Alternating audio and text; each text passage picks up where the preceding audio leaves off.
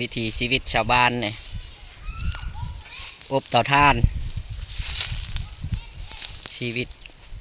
ชาวบ้านของคนบ้านนอก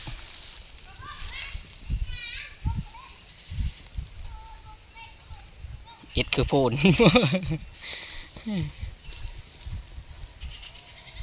ก่อนสิได้เงินบ่แม่นธรรมดาพี่น้องเอ้ยเงินกับเงินดำบัดไปเฮาหานผู้ชาวเพราะว่าไม่ได้ติเลยเงินดำไปซื้อบีก็ไม่ได้พอเขาไม่ได้ว้าว่าเงินดำ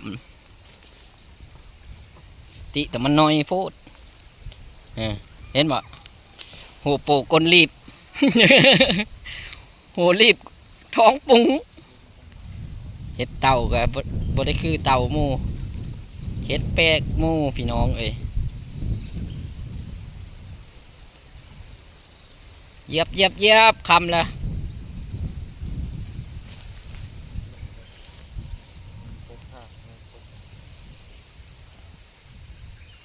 อดทน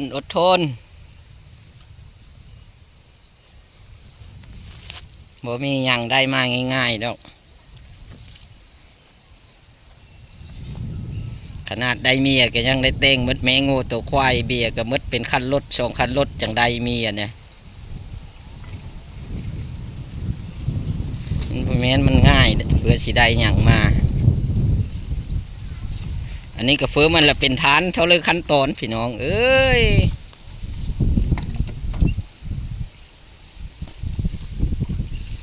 พอแล้วเบิ่งนะเสียวเบิ่งปู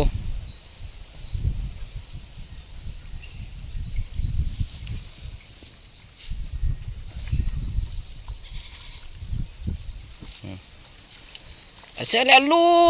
ปคำอันนี้แหละรูปเงิน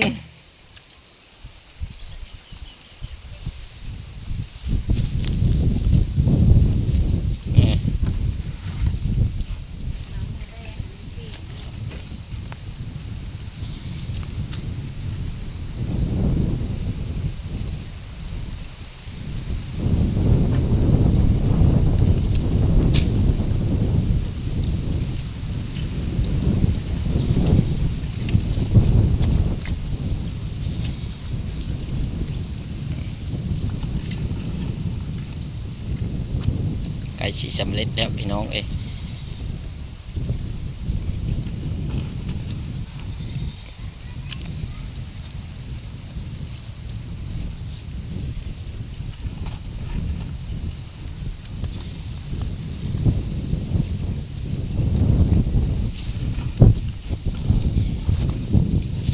เย็บในช้าง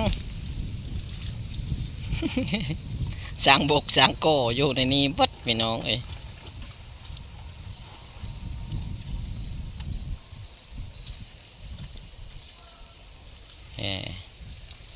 สำเร็จแล้วได้แล้ว